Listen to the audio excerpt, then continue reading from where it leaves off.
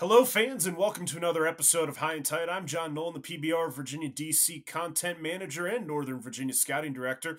I'm joined, as usual, by PBR Virginia DC Scouting Director Jason Burton, and today we have a special guest, Tim Merry, the Director of the Virginia Baseball Coaches Association. Tim, welcome back. It's been a minute. I forgot how to say your last name. How are you doing? I'm doing great, guys. Thanks for having me, and really excited to be back and talking about year two of the Commonwealth Classic, and appreciate y'all's good work and support getting us to that point. And it's exciting here for the VBCA. You know, got my hands full of the convention that's coming up next week, the 14th through the 16th in Fairfax. All the stuff's on Twitter and on the website VBCA, but got a great lineup ahead, and the thing is shaping up to be a really nice convention. This will be our sixth one, so moving forward. No, absolutely. I'm looking forward to VBCA, and you kind of dropped what we're here to talk about today. We are here to talk about the 2024 Commonwealth Classic. Last year was the first year that we hosted this tournament, which has a goal of putting some of the best teams and players from all corners of Virginia and DC, public school or private, on the field against each other. Last year, Mills Godwin won the inaugural event. We had a Richmond heavy final as they beat Hanover. So, Bert, any other general notes on the 2023 Commonwealth Classic? I don't know if there can be any more curveballs thrown or wipeout sliders or anything that you want to call it than what we had thrown at us last year. Didn't one of them get classified a sweeper? Yeah, if you want angry people, except for Mason. But I mean, we had a substantial amount of rain on Saturday morning. Wind like 30-mile-an-hour winds. It was crazy. We were supposed to be at Shepherd Stadium. We got rained out there, and kudos, golf clap, pat on the back, whatever you want to call it, to Billy Wagner for allowing us to drive an hour and a half from Shepherd Stadium to Miller School and have two games at Miller School. We were supposed to have, I think, three that first day, or four that first day. For that first day. We're supposed to have four that first day. We pushed it to three, and then ultimately, once we moved to Miller School and got a later start at Hanover, we were at two games per site. So a lot of moving parts, but kudos to our staff and Tim and all of the coaches and all of the programs. I mean, Greenbrier, Coach Nichols, he drove from Chesapeake to Charlottesville that day when he was intending on going to Colonial Heights. So big shout out to everybody involved. It was a huge success, and I don't know if we can have any more breaking balls thrown at us on that first day this year. Why would you even put that out in the universe? Yeah, I got a little confused. I was at Hanover when Greenbrier Christian rolls up in the middle of our Saturday games, and they get off the bus to watch a game. And I'm like, guys, what are you doing here? You're supposed to be on your way to Miller School. And they're like, yeah, our game's not for 5 more hours. We got some time to kill. Tim, what were your thoughts on the first year? Well, again, I have to echo what Jason just said there. And it shows the resiliency of baseball coaches and players and anybody that's been around this game. You have to love the game, and you know part of that is working on the field and cleaning up and picking up and doing things. It's not like, hey, we're going to show up in a gym tonight and it's all going to work. So that's just kind of the beautiful thing about the all-in commitment that baseball coaches and families and players make. But great support, and again the flexibility and the willingness to just handle that it's a beautiful thing. So. But I'm tickled with the first year. Couldn't have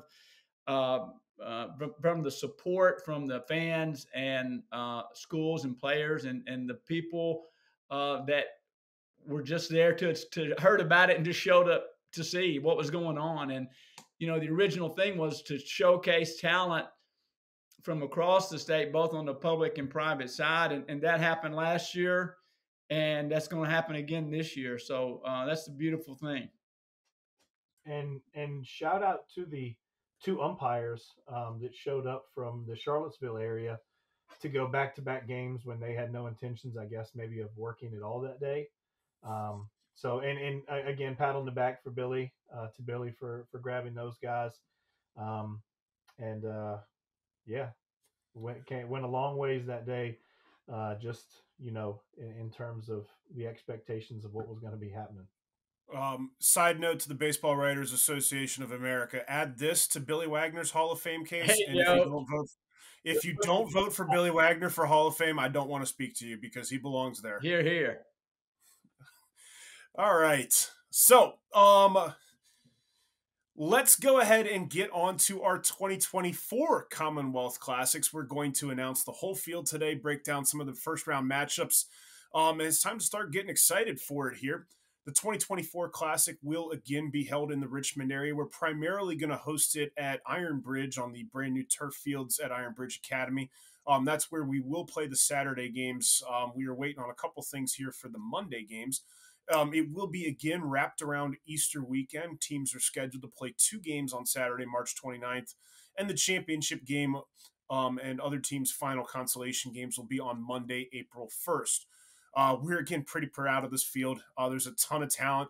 Currently, the teams feature a total of 28 committed players, 16 of one who are Division I commits at this point in time. Bert, any other quick general notes? I'm gonna be honest. The search was pretty intense this year.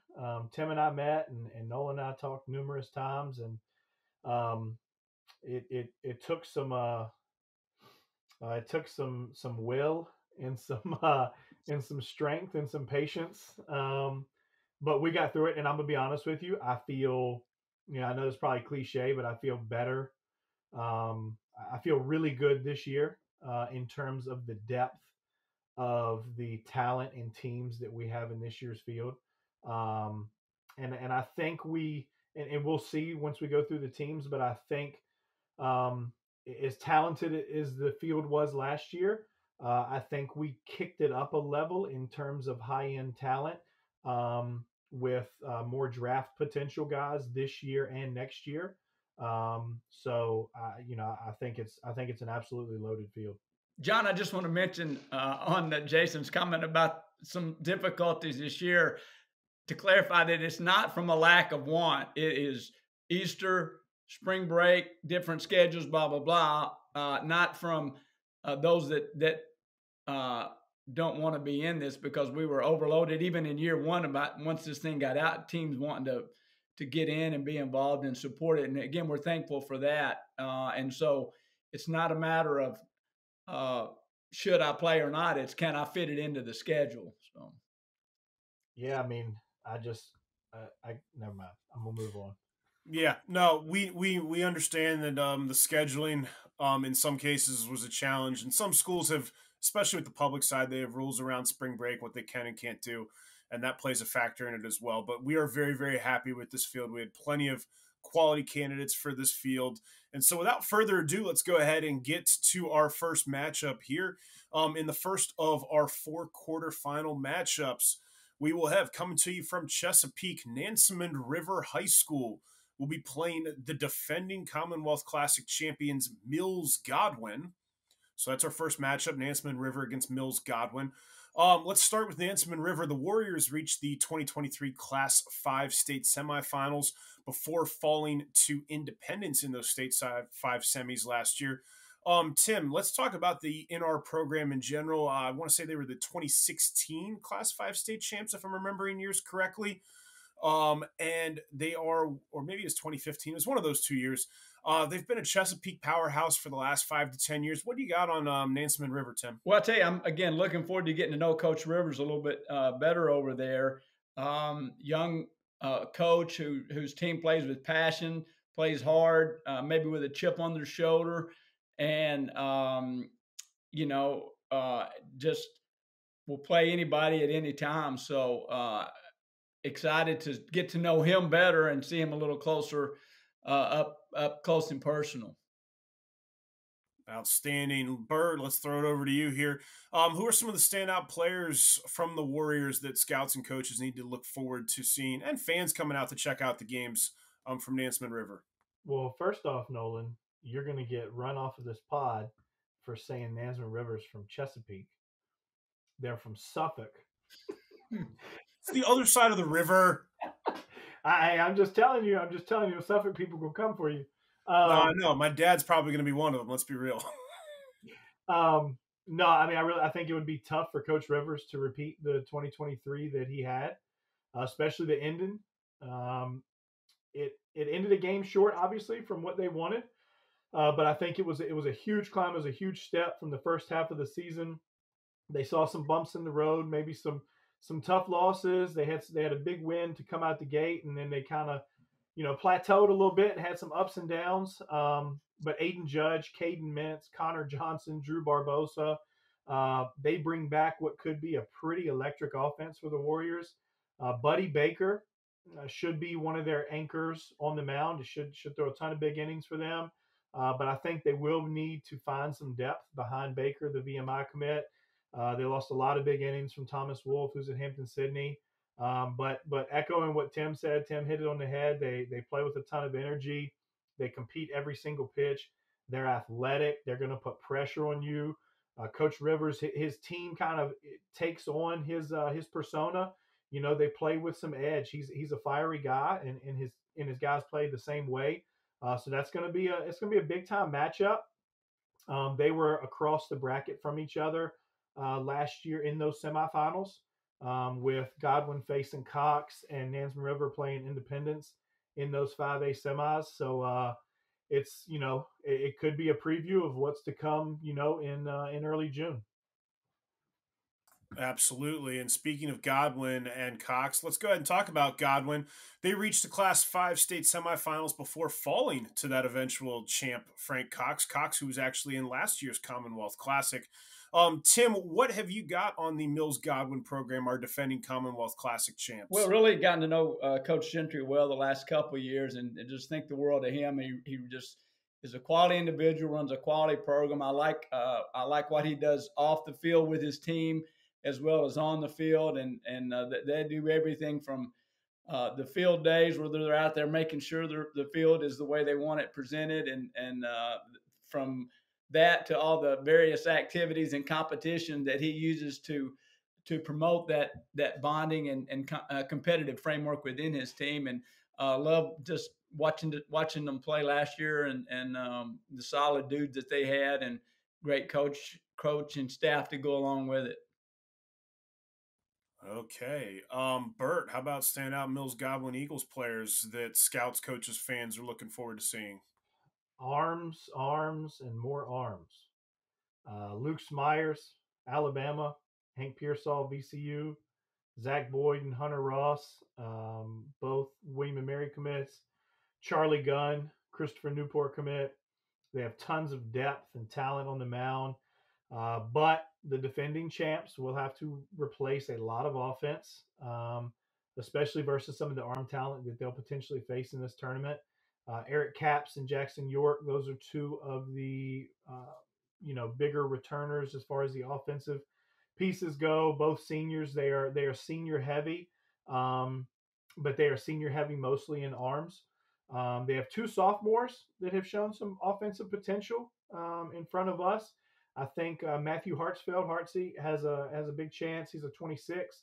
He has a chance to play a big part, I think, in this year's team with Godwin. And they got an outfielder that's a pretty physical 26 as well, who's shown some flashes offensively. I don't know. Obviously, I'm not on the coaching staff, and I don't know, where all those guys fit in. But those are some younger guys with some offensive potential long term, whether it be this year, next year, or plug and play or whatever it is. But it starts on the mound with the Eagles, and I think that two of those guys for sure, in Smyers and Pearsall, will be bigger offensive pieces for them this year.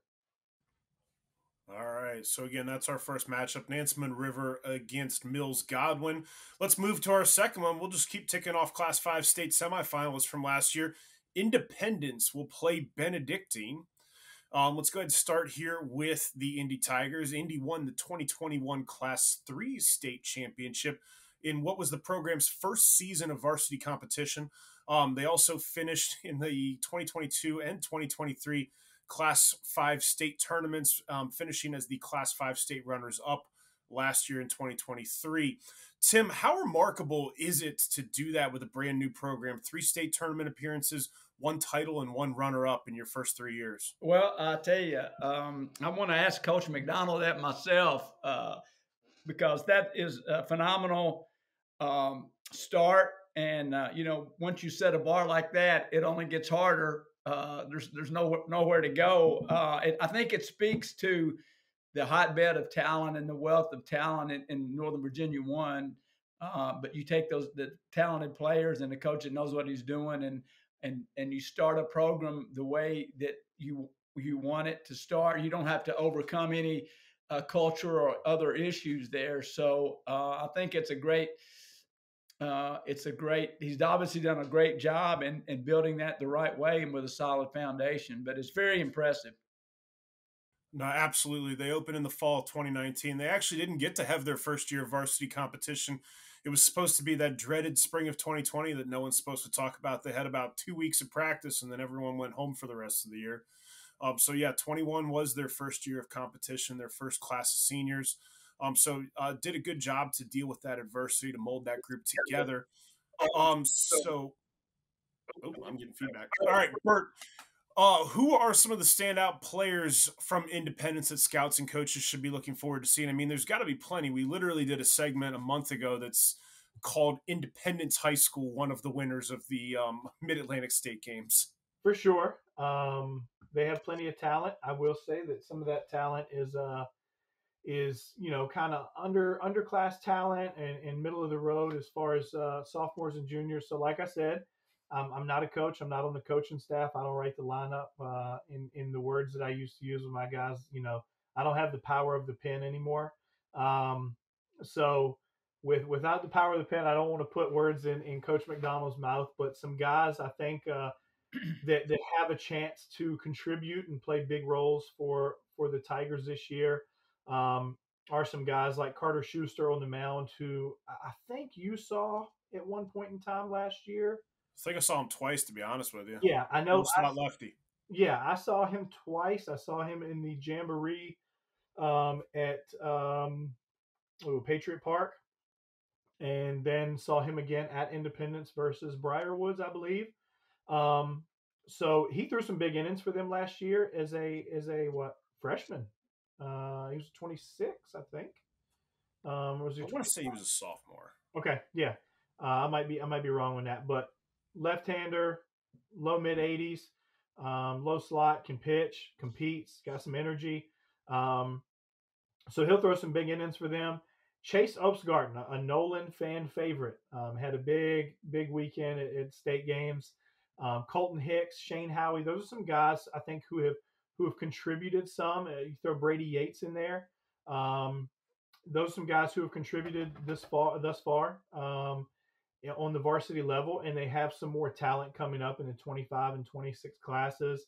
They're well coached. They've been there before. They're young. They're hungry. I mean, as much as these guys have won, outside of really Hicks and Opsgarden and Schuster, just last year, I mean, none of these, and Howie a little bit, but none of these other guys have been huge contributors, last year and the year before, and, have been in those spots. So I think these guys are kind of hungry for that, to be that next man up and the next ones that get them to that state tournament. All right, let's shift on over to the other half of that matchup. Benedictine back again for the Commonwealth Classic. Your 2023 VISA Division I state runners-up. Not a new program, definitely a powerhouse, and they're every year late in the private school playoffs. Tim, what have you got on that Benedictine program? Well, I tell you, again, Coach Ryan is one of the best. He's just a great player and a great coach, and has been there and done that consistently, like you said. He's a great VBCA supporter, just been foundational since day one. I think this is a great matchup, and sort of what this Classic is about is that you've got a great new program that start up with a lot of success, playing a great old program that's perennially successful, and these schools would have never played each other without something like this. So this is really the epitome of this classic, and what we're trying to do is just showcase talented players and coaches that may not otherwise have a chance to meet. But it will be just a note to the Independence Tigers when Benedictine rolls in. They look like a college program. They're big and fast and athletic and got about 40 guys out there. So just be prepared for that and get out there and mix it up and get it on. But again, they always have very talented players. And, Coach Ron's got a good coaching staff as well. So should be an exciting game. Definitely going to be a lot of fun.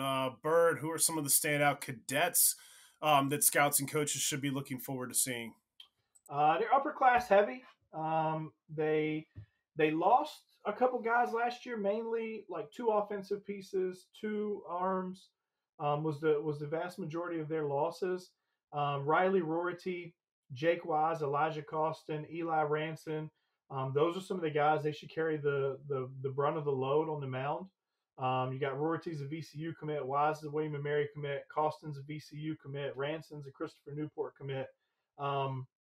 3 seniors, Wise is a junior, and he threw a substantial amount of innings for Benedictine and threw in some of their biggest games, and he was really, really good all year for them. So it's going to be a tough task for anybody, whether it's the first game, the second game, or the third game. Bryce Adams, that's my potential breakout candidate on the offensive side for the cadets this year. Recent Towson commit a few months ago, had a big summer with the Braves organization. I think he's got a chance to let the light kind of shine on him a little bit this year with Benedictine. Again, they did lose some offensive talent with Rhodes and Laux, but they have Adams back, Sam Kazmarek, a William & Mary commit, Colin Clarkson, Will Tolan, Kamari Vini. A name you might want to remember is Will Blatt. Didn't get a ton of time last year, but super physical kid. Got some explosive offense potential there. They're athletic on offense and defense, and a senior catcher in Ben Rossi, who I believe is a Mary Washington commit. He's behind the plate. So they have depth and they have talent kind of all around the field. And it's going to be fun to watch yet another strong Coach Ryan led cadets team. All right, let's go ahead and shift to our third matchup here. In that third matchup, we are going to have coming to you from the Richmond area. I know it's not Richmond exactly, Atlee. And we're going to actually get our first team from Washington, D.C. into this, and that is St. Albans. So we got Atlee versus St. Albans in our third matchup.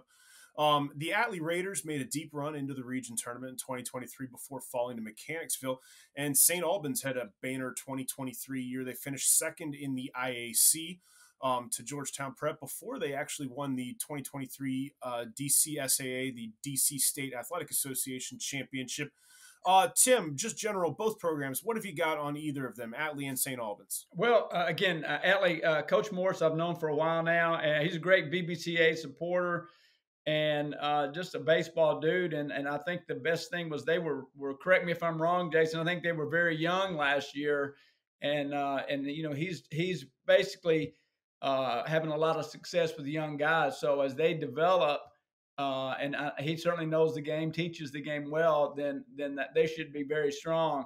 I'll have to kick back to you, John, on St. Albans because I'm not that familiar with them. But again, a highlight of the event is bringing a team that folks in Richmond probably not real familiar with and likely have never seen, and are going to get to see a perennial powerhouse baseball program, and that's good for everybody involved.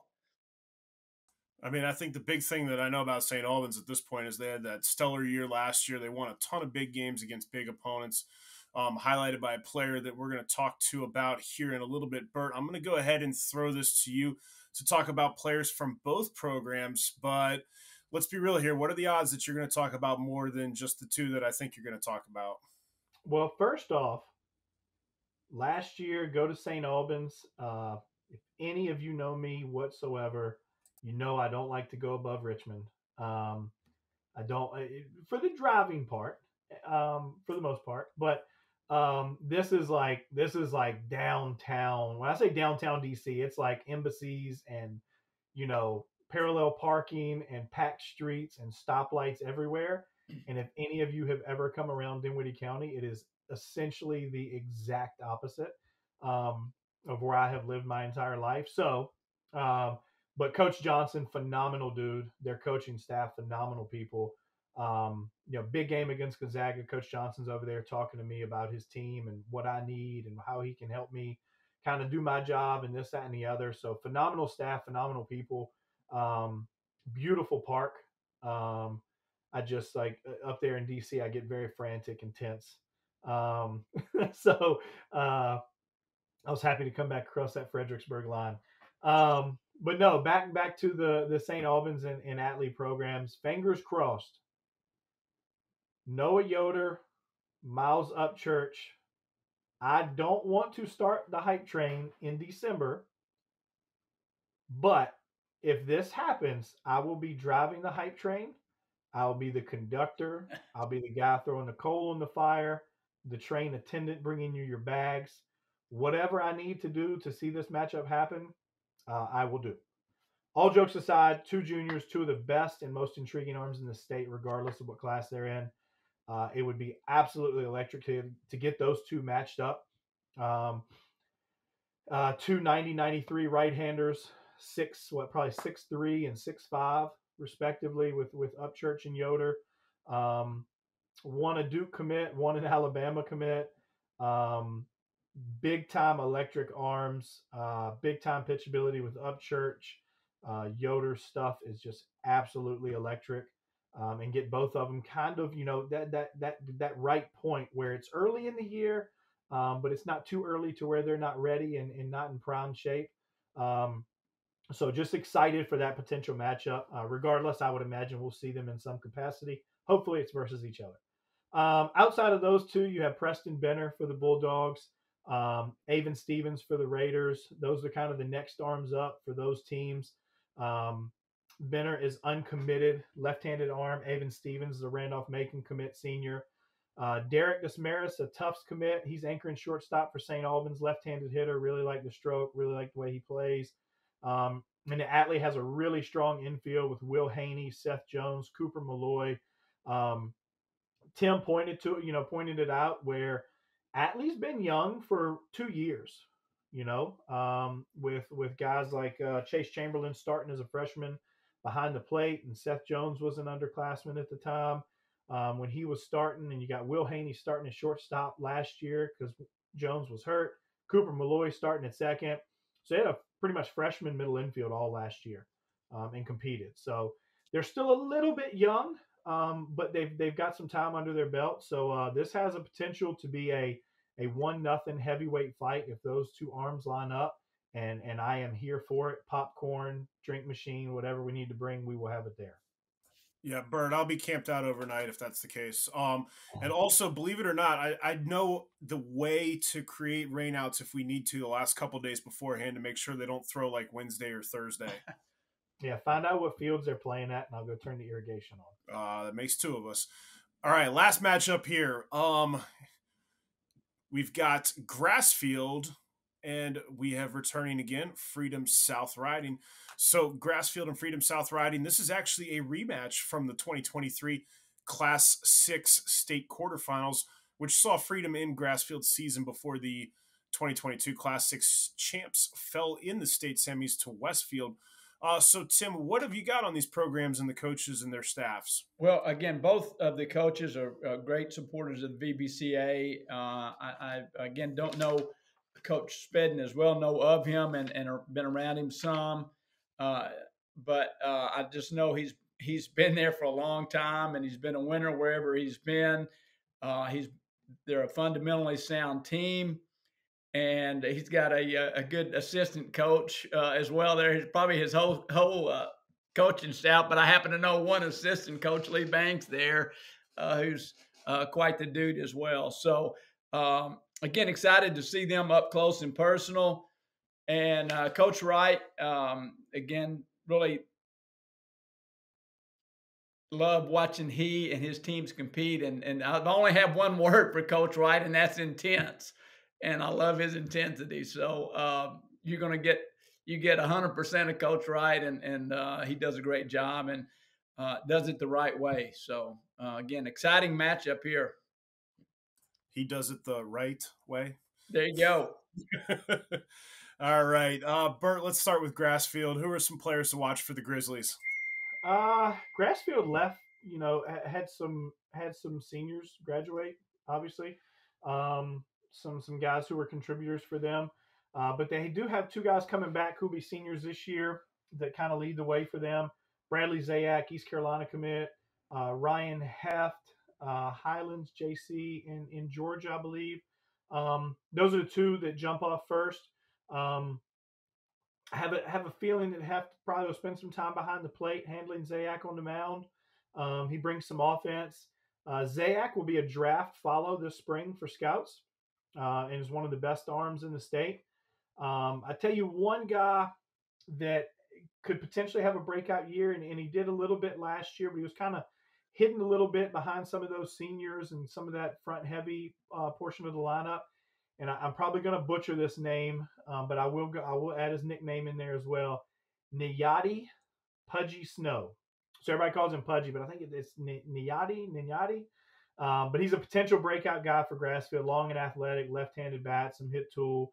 I just really like the way he moves around the field, like the way the swing plays in the box. But they will have to replace some talent on the positional side, especially up the middle with losing Maddox Sutsui from shortstop. But they get their workhorse back on the mound, and they have some athleticism and some offensive talent there to kind of pick things up for the Grizzlies. But I think kind of, especially in big games, that first game out the gate, it kind of starts with Zayak. All right, and Freedom, your 2022 state champs and 2023 semifinalists. They lost a lot to graduation. What should we be looking forward to for the Eagles this spring in general and at the Classic specifically? Yeah, I mean, like you said, you got a ton to replace.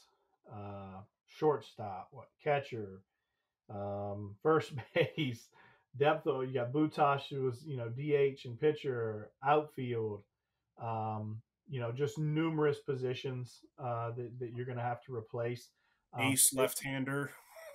Yeah, Marone. Yep, ace left-hander. Sorry, but yeah, it's the replacements are. It's going to be tough, but if there's any program in that area that has some talent underneath, it's probably them. And the thing about it is, to kind of piggyback on Coach Merry, like they're going to be well coached. They're going to run. They're going to put pressure on defenses. They're going to compete on the mound. It's what they do. So it'll be interesting to see how some of these guys kind of plug and replace those other ones. You got upperclassmen, seniors in Griffin Burkholder, Edwin Sanchez, Ryan Pugh. Pugh can spin the absolute tarnation out of it. So when you have Pugh on the mound spinning breaking balls, and then you have Griffin Burkholder and Edwin Sanchez and some of those guys on the offensive side. It's gonna be pretty high level, and especially we talk about draft stuff. With a future draft with guys like Upchurch and Yoder as 25s, you have a potential matchup of Zayak versus Burkholder in this first round, a draft follow arm versus the number 124 in the state and Griffin Burkholder. So that's it's going to be a pretty good matchup right out the gate. We're going to have to pick which field they're on carefully, because if Burkholder gets ahead of one, as we saw at the pro case, he will put some balls out in that mini golf out there in left field. Yeah, not a ton of mini golf going on in late March. But hey, what, heads up. Watch it. Just watch it out there. All right, so again, our 4 first-round matchups here for the 2024 Commonwealth Classic. Nansemond River against defending champ Mills Godwin. Independence versus Benedictine. Atlee versus St. Albans. Grassfield versus Freedom South Riding. That's almost going to be a wrap on this pod. As a reminder, we are looking for sponsors for the Commonwealth Classic to join us in addition to VBCA in an effort to help limit costs for the participating teams and their fans. If you or your business wish to help with the event, please reach out to Jason Burton or Tim Merry. Generally, guys, any closing notes? Guys, again, this was well received last year. One thing I want to mention is with the play on Monday, I don't know how many college coaches came up to me and said, "Hey guys, y'all should play Monday every week. Y'all need to get that changed." And I was like, I wish we had that power, but we don't. But it is well attended by particularly the Monday play by the college coaches, who's kind of an off/recruiting day, not an off day. They never have an off day, but a recruiting day for them. But they come out and see it. And again, the parents and the players and the coaches and fans, it was well received in spite of the obstacles that we encountered early on. The setting was very exciting. Monday night under the lights, and it did what we wanted to do, was showcase some teams and talent that people may have only heard about or not known about, and the folks that just heard about it that day or came out to show up. RF&B was packed that night, and I think everybody was well served by being there, and good competitive baseball. So again, great job to Jason taking the lead on the talent recruiting there, and you guys for your support, and just very excited to be heading into year 2. Bert, any notes? I got nothing. Okay.